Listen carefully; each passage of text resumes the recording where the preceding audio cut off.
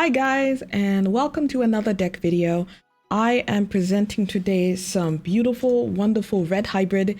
I know that it's a pretty textbook kind of deck, and it's scary enough, but before posting this video, it actually topped one of the regionals around the world, and my deck is actually extraordinarily similar to that, if not exact similar, but that is not my intention. This was the deck that I had tried to plan to go for my local store tournament in the weekend, so let's see what we have. Okay, first of all, we're going to be playing the eggs for Yokomon. I feel like it's pretty standard. Remember when we did foils, guys? Remember that in BT11? My goodness. But if you have a red tamer in play, draw one card. I think it's a pretty standard build. What's interesting is when we get into more of our ratios. So, with our level 3s. So we're running 3 of this Flamon. I'm just trying to get it so the glare doesn't really get us. 4 of the new Flamon, because I feel like it is just a given. I think one of the piercing one is enough for me. I feel like you don't really need it because now hybrid is almost like it's really not Emperor Greymon deck. It's a Burning Greymon deck with Emperor Greymon Spice. So I don't really think you need the piercing unless you want to try to get rid of those level 3 floodgates. But honestly, you could probably get away with it more now. We're going to be playing 4 of the BT7 Flamon. I think this one's just pretty good.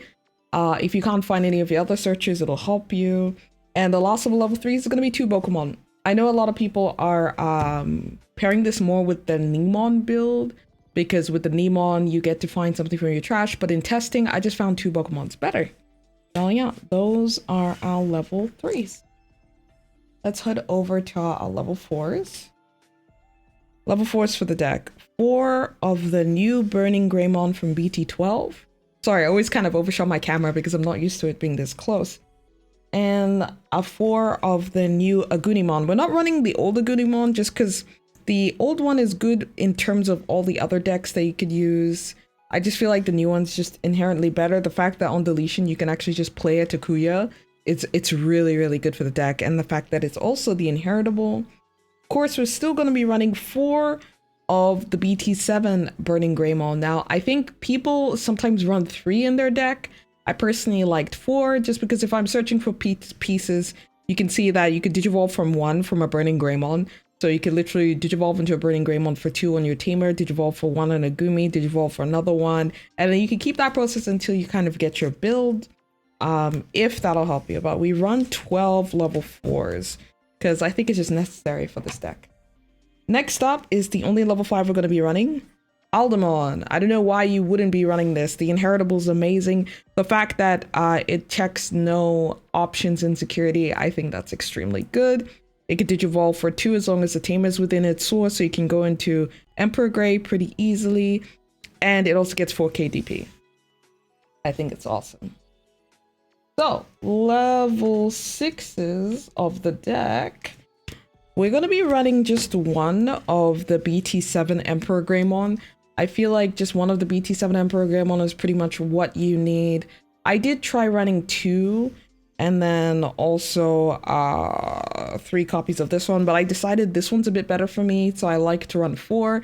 Don't mind these 2 as proxies. I need to actually get 2 proxies from a mate this weekend. But I kind of felt like the BLITZ didn't really help me as much. I really like to use Atomic Inferno in my build. So I think that is pretty good.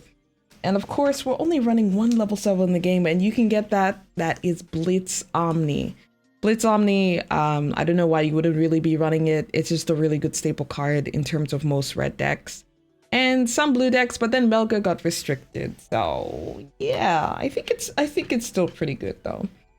Now let's go into our tamers. I think it's pretty it's pretty knowledgeable that we'll be running 4 of the new Takuyas and 4 of the old Takuyas.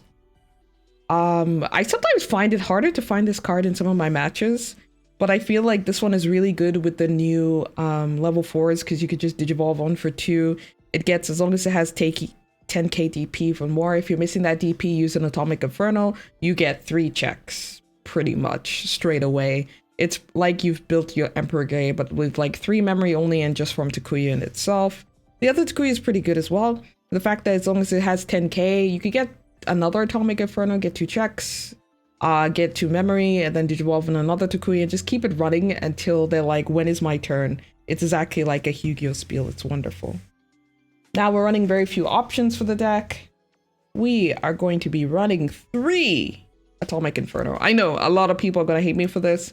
A lot of people run 4 for a reason. I totally understand that. But I think it's interesting that I kind of wanted to try just to run 3 and see how it's going. And of course, 2 of Gravity Crush. The reason why I run this and not Red Memory Boost is that mostly because with Gravity Crush, most people can't see it coming, and it's for a 0 cost. It's almost like your X antibody. And just know that if they do have a memory setter, it's actually even better to be able to run to this card because they're naturally going to always go to 3. So guys, that is it for the deck video. I'm so happy that I could give you this video, and I really love Frontier. Despite popular belief that Frontier sucks, I think it's really cool, and I hope that I can see you guys in the next deck profile soon. Bye!